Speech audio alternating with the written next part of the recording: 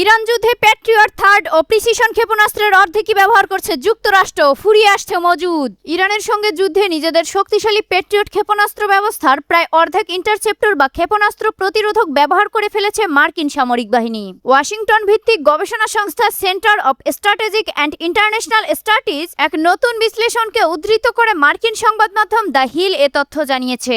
প্রতিবেদনে বলা হয়েছে, অপারেশন এপিক ফিউরি নামে পরিচিত এই সামরিক অভিযানের ব্যাপকতার কারণে যুক্তরাষ্ট্রের যুদ্ধাস্ত্রের ভাণ্ডারে বড় ধরনের ঘাটতি তৈরি হয়েছে।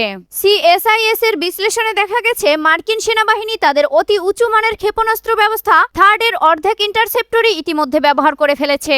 প্যাট্রিয়ট ও থার্ড ক্ষেপণাস্ত্রের পাশাপাশি প্রিসিশন স্ট্রাইক মিসাইলের মজুতেও টান পড়েছে বলে জানা গেছে। প্রাপ্ত তথ্য অনুযায়ী এই ক্ষেপণাস্ত্রের মোট মজুতের ৪৫% বেশি ইতিমধ্যে যুদ্ধে ব্যবহার করা হয়েছে।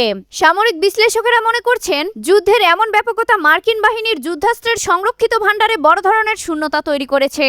হরমুজ প্রণালী পুরোপুরি বন্ধ রেখেছে যুক্তরাষ্ট্র, ইরান চাইছে খুলতে, বললেন ট্রাম্প। মধ্যপ্রাচ্যের গুরুত্বপূর্ণ সমুদ্রপথ হরমুজ প্রণালী পুরোপুরি অবরুদ্ধ করে রেখেছে যুক্তরাষ্ট্র, আর ইরান নিজেদের আর্থিক ক্ষতি এড়াতে এ সমুদ্রপথ খুলে দিতে চাইছে। আপাতত মুখ রক্ষা করতে হরমুজ প্রণালী বন্ধ রেখেছে তেহরান, এমনটাই দাবি করছে যুক্তরাষ্ট্রের প্রেসিডেন্ট ডোনাল্ড ট্রাম্প। নিজের ট্রুথ সোশ্যালে পোস্ট করে ট্রাম্প এমন দাবি করেন। পোস্টে ট্রাম্প লেখেন, হরমুজ প্রণালী বন্ধ থাক, এটা ইরান চায় না। তারা এটা খোলা দেখতে চায়, যাতে তারা প্রতিদিন এখান থেকে $500 মিলিয়ন আয় করতে পারে। প্রণালীটি বন্ধ থাকলে তারা ক্ষতির শিকার হবে। তারা এটা বন্ধ রাখতে চায় একটা কারণেই, যে আমি এই পথ পুরোপুরি অবরোধ করে রেখেছি, তাই তারা কেবল মুখ রক্ষা করতে চাইছে, বললেন ট্রাম্প। মার্কিন প্রেসিডেন্ট আরো যোগ করেন, 4 দিন আগেই লোকজন আমাকে বলছিল, ছাড়, ইরান অবিলম্বে হরমুজ প্রণালী খুলে দিতে চায়, কিন্তু আমরা যদি সেটা করি তাহলে ইরানের সঙ্গে কখনোই কোনো চুক্তি করা যাবে না, যদি না আমরা তাদের দেশের বাকি অংশ তাদের নেতাদের সহ উড়িয়ে না দেই। এমনটাই হুঁশিয়ারি দেন মার্কিন প্রেসিডেন্ট ডোনাল্ড ট্রাম্প। ইরানের পুরো নৌবাহিনী সমুদ্রের তলদেশে, বললেন ট্রাম্প। মার্কিন প্রেসিডেন্ট ডোনাল্ড ট্রাম্প তার ট্রুথ সোশ্যাল প্ল্যাটফর্মে দেওয়া এক পোস্টে দ্য ওয়াল স্ট্রিট জার্নাল সংবাদপত্রের একটি কলামের কড়া সমালোচনা করেছেন। ওই নিবন্ধে দাবি করা হয়েছে যে ইরানের নেতৃত্ব মার্কিন প্রেসিডেন্টকে বোকা ভাবছে।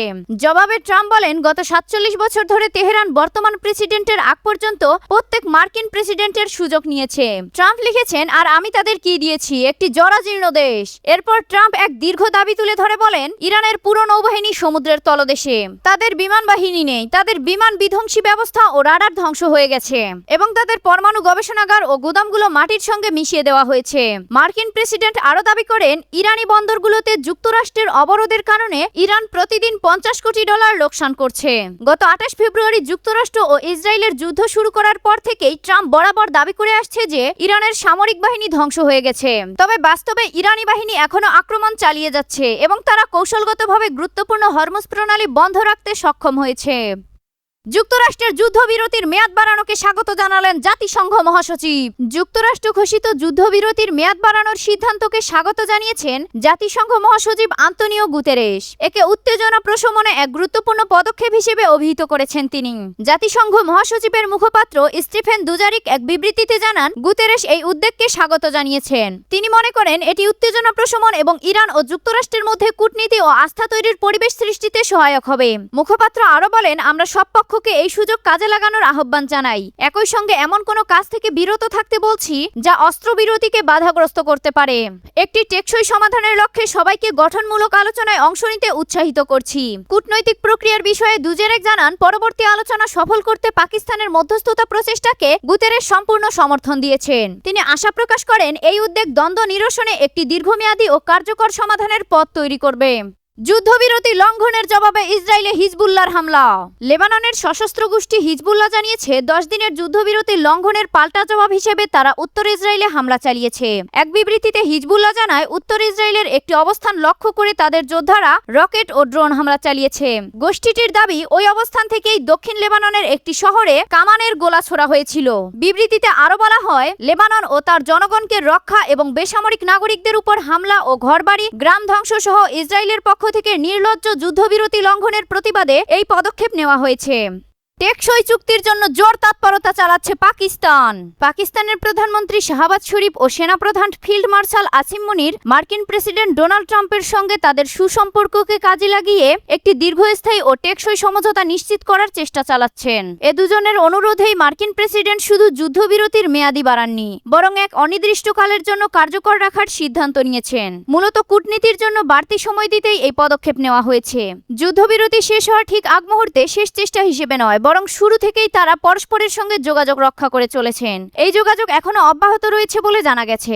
এরই মধ্যে পাকিস্তানের প্রধানমন্ত্রীর সঙ্গে ইরানি রাষ্ট্রদূতের একটি বৈঠক হয়েছে এবং তাদের আলোচনা এখনো চলছে। মূলত পাকিস্তান দুই পক্ষের মধ্যে মধ্যস্থতাকারীর ভূমিকা পালন করছে। তারা যুক্তরাষ্ট্রের দেওয়া একটি রূপরেখা ইরানকে পৌঁছে দিচ্ছে এবং একটি দীর্ঘস্থায়ী চুক্তিতে পৌঁছানোর লক্ষ্য নিয়ে কাজ করছে। ইসলামাবাদের সম্ভাব্য বৈঠকের ঠিক আগে ইরানের উপর নতুন নিষেধাজ্ঞা যুক্তরাষ্ট্রের। দুই দেশের মধ্যে প্রায় 2 মাসের যুদ্ধ থামানোর লক্ষ্যে পাকিস্তানের ইসলামাবাদে সম্ভাব্য দ্বিতীয় দফা বৈঠকের ঠিক আগ মুহূর্তেই ইরানের উপর নতুন করে নিষেধাজ্ঞা আরোপ করে যুক্তরাষ্ট্র। গতকাল মঙ্গলবার যুক্তরাষ্ট্রের অর্থ বিভাগ এ শাস্তিমূলক ব্যবস্থার ঘোষণা দেয়। ইরানের অস্ত্র তৈরির সরঞ্জাম সংগ্রহে সহায়তা করার অভিযোগে মোট 14 ব্যক্তি ও প্রতিষ্ঠানের উপর এ নিষেধাজ্ঞা দেওয়া হয়েছে। সংঘাত বন্ধে বড় ধরনের ছাড় পেতে ইরানের উপর আর্থিক চাপ বাড়ানোর যে কৌশল মার্কিন প্রেসিডেন্ট ডোনাল্ড ট্রাম্প নিয়েছেন, এই নিষেধাজ্ঞা তারই অংশ। মার্কিন অর্থমন্ত্রী স্কট বেসেন্ট এক বিবৃতিতে বলেন, বিশ্বের জ্বালানি বাজারের বিশৃঙ্খলা সৃষ্টি এবং ক্ষেপণাস্ত্র ও ড্রোন দিয়ে বেসামরিক নাগরিকদের লক্ষ্যবস্তু বানানোর জন্য ইরানি প্রশাসনকে অবশ্যই জবাবদিহি করতে হবে।